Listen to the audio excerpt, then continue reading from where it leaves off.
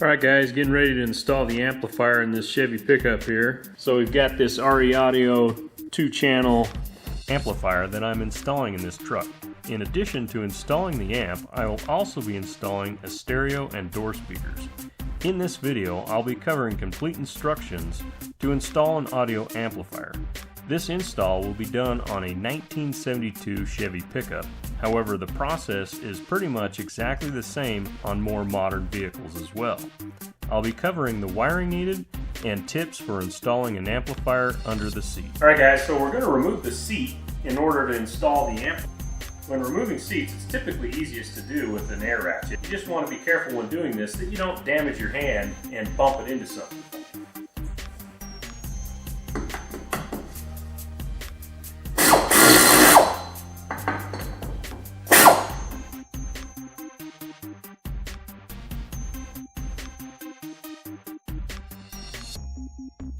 Alright, so now you want to remove the screws that hold this trim piece down to the carpet and pull this thing up.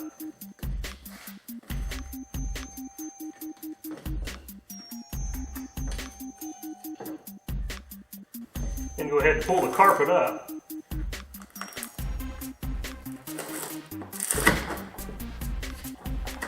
Alright guys, now that we've got the seat out, the first wire I'm going to start with is by making a good ground. Now, grounds commonly get kind of overlooked, or people just don't quite give them the attention that they really should have. You should really make a very good ground and scrape away all the paint and get down to a really good piece of metal so that you make a very good contact. If you don't get the paint or anything out of the way between the connection and the metal, it can really cause a lot of resistance, which will lower the amount of power that the amplifier will actually reproduce, and it'll also make the amplifier run a lot hotter than it should. So to keep the sound system from having a lot of noise and potentially burning up the amplifier from excessive heat, you want to really get a good ground. So we're going to start with that. Now, they've put some Dynamat type material in here to keep the sound down a little bit in this truck.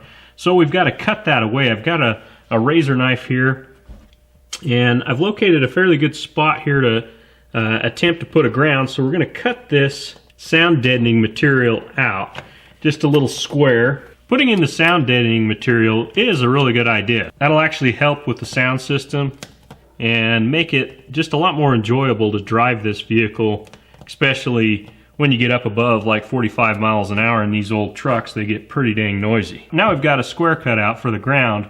We need to scrape away the paint. Alright guys, so one way to scrape away the paint is to use a Dremel tool. Alright guys, so we've got the paint scraped away there.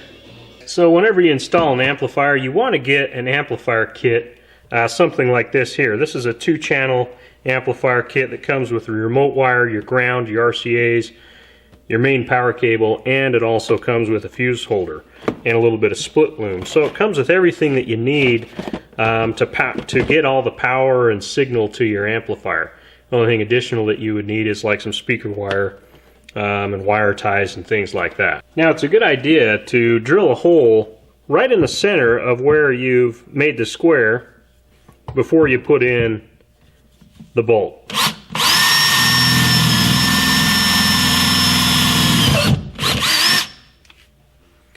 Now you do want to be careful on what's on the other side. Before you drill into the floorboard of the truck, you want to check to see what's on the other side. Now, I've already looked underneath here. I don't have any lines. It's basically just empty body here, and this is actually a raised up piece on the truck here for the seat to sit flat. So this is actually a really good safe spot to put the grounding screw. Okay, to make the ground wire, push the little rubber insulator over the wire, and then just take your cutters and strip the wire back. Then take the ring terminal and push it onto the wire. Get your crimpers like that. That's going to keep that really tight. You don't want that coming apart, and then just push your rubber insulator back over that connection, and now you've got a good ground. Alright guys, so you can see I've got my amplifier ground, and then you can also see this additional green wire here. This is a 14 gauge ground that I'm running up directly to the car stereo. The reason why I'm doing this is to prevent a thing that's called a ground loop. Sometimes when you have your amplifier grounding in one spot and your stereo grounding in another spot, it can actually cause some unwanted noises. And with these old trucks, it's really common to get bad noises into the system, so I'm going to do everything that I can to hopefully prevent any noise from entering into this audio system.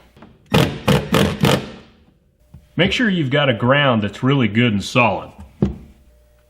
Alright guys, so that's what your ground connection should look like. Alright guys, so I recommend painting over your ground so that you don't have bare metal there that may potentially rust over time. It's a good idea to spray it with some paint.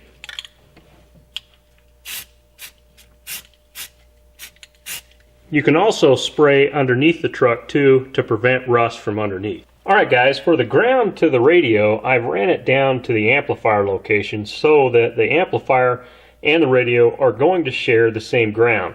By doing this, it'll hopefully cut down any unwanted noises out of the audio system. So you can see I've got this green wire here that I've put at the amplifier ground and ran it up along the floorboard and up behind the dash over to the radio location. Alright guys, so I've got the amplifier kit here, and this is the power cable that I've got to run directly from the battery into the cab of the truck and directly to the amplifier. The amplifier kit comes with this little fuse holder that we're going to mount into the engine compartment as well. So the first thing that you need to do to get the power from the battery to the amplifier, this cable here is what's going to supply all the main juice to the amplifier. What you have to do is hook it directly to the positive battery terminal and then put the fuse somewhere between here and roughly a foot away from the battery is okay. And then we've got to run the power cable through and inside the cab here. Now, there's not a hole or anything on this side to put the power cable through, so you've got to find a safe spot in order to drill the hole through the firewall. Alright, so taking a look at things underneath here, pull this carpet back, I can see right here, you can actually see this little tip of the screw. I found the head of this screw in the engine compartment, and I know that it's safe for me to drill either above it, on the side of it, or over here. Nothing on the other side is going to get into the way, so I'm not worried about damaging or drilling into anything because I can see all the way around this screw, this bolt here. It's actually a ground for some of the electronics on the truck. What I'm going to do is drill a hole through the firewall here so that I can get the power cable directly through to the battery.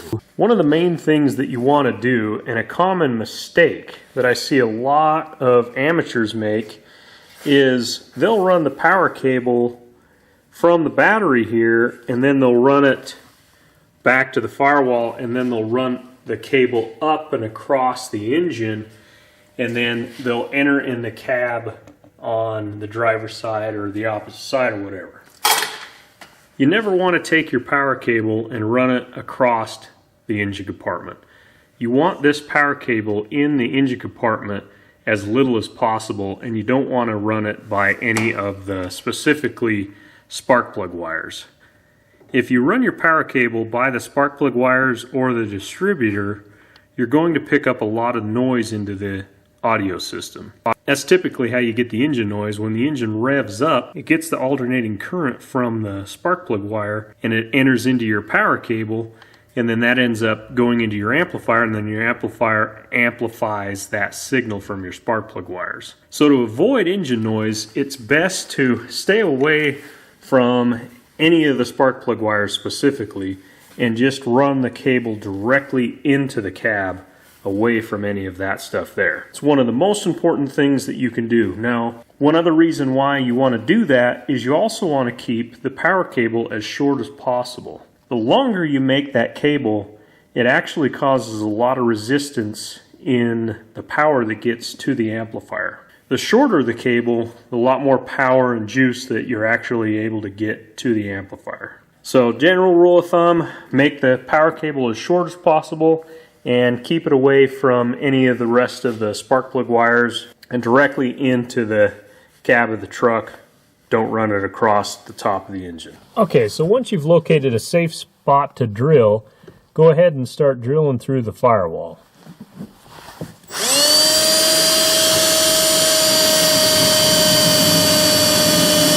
Okay, so with this amplifier kit, it actually comes a little plastic grommet to help protect the wire from going through the firewall and cutting the sides of the wire as you push it through. You've got this little plastic grommet. It's a good idea to use those whenever possible. Now you can see the light coming through the cab of the truck. That's the hole that I drilled with the plastic grommet there. I've got a flashlight on the other side of that hole there so you can see through the firewall where the wire is located at. What I'm going to do is push the power cable through from inside the cab into the engine compartment and run it directly to the battery. Alright guys, so now I'm just building the fuse holder here, and you can see I've crimped on this ring terminal. That's going to hook directly to the battery. And then I'll put some split loom along here, and then this is the one side of the fuse holder here, and it just kind of, the wire goes in there and it screws in with an Allen head. And then you've got this plastic tube here that you twist on, and then the fuse goes in that side, and then the other end of the cable goes in there. But you can see I've got that built onto there, and then I've got this ring terminal here. Then you just want to take some split loom and put onto the wire as well to just protect it and to give it a little bit more of a factory look. It won't stand out so much. Putting the split loom gives it a little bit more of a cleaner factory look to it. The split loom also helps protect against heat from damaging the wire. Sometimes inside the engine compartment it can actually get pretty hot, and over time it can damage the wire, and the split loom will help protect it a little bit from that. So you just get the desired length of split loom, and then what I do to hold the split loom onto the wire is I just take some black electrical tape and just wrap it around a section of the split loom like that, and I'll do that on this end, and then I'll do it on this end and also in the middle. That'll help keep the split loom from falling off the wire. Okay, now take and remove the nut off the bolt for your battery terminal. Then install your power cable to the bolt.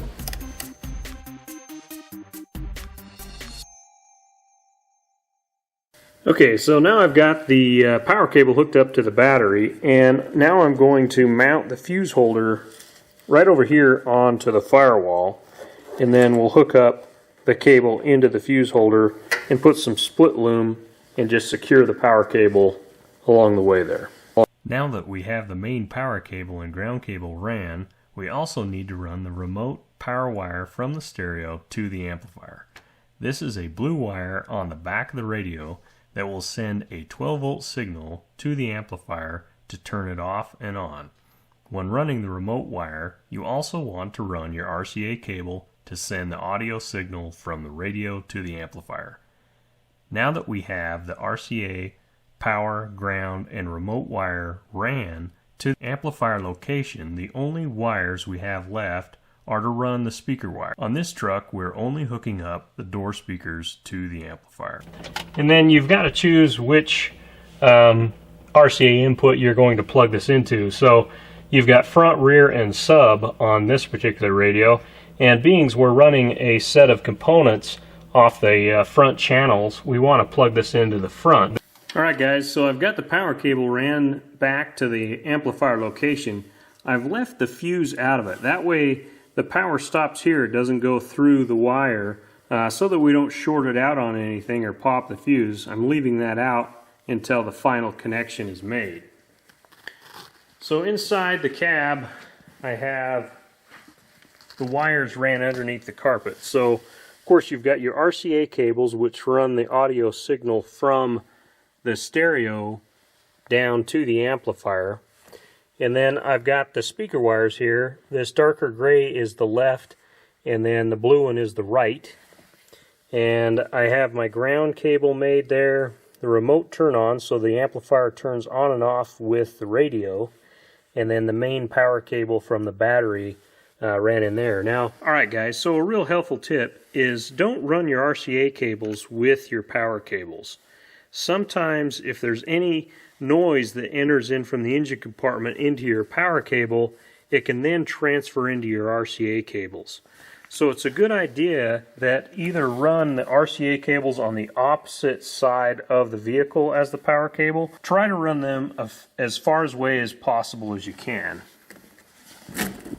So you can see under there I have the ground wire that goes to the stereo, and then I've got the power cable to the battery ran in there. Alright guys, so I've got the RCA cables ran separately from the power cable to try to keep the noise down from the audio system. So now it's time to just hook the amplifier up and turn it on and get it adjusted. Alright guys, so we got the amplifier all mounted and installed. We've got the wiring hooked up, speaker wires, power cables, and the RCA cables. Now I've got it screwed down to the floor. Now I just take these little end caps and install them. They just screw on there. They're really just to kind of make the install look a little bit prettier. Alright guys, I've got the amplifier all hooked up, mounted, end caps on it. We've got the speakers mounted inside the doors, ran all the wiring, mounted the tweeters, got the deck installed there in this truck. So everything's all hooked up and ready to go. We're just about ready to turn this thing on. Just need to find this little fuse here and put it in the fuse holder. So basically you just unscrew this fuse holder,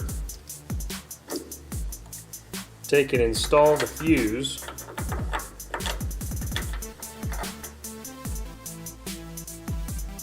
And then go ahead and rehook up the negative battery cable. Alright guys, tighten the cable down, turn on the stereo, and it's ready to take a listen to the sound system. Thanks for watching DIY Bry. Make sure you check out my other videos on this truck. Once I have them uploaded to YouTube, I will put the links on installing the stereo and the door speaker. These videos have start to finish instructions on installing the other components to the audio system on this truck.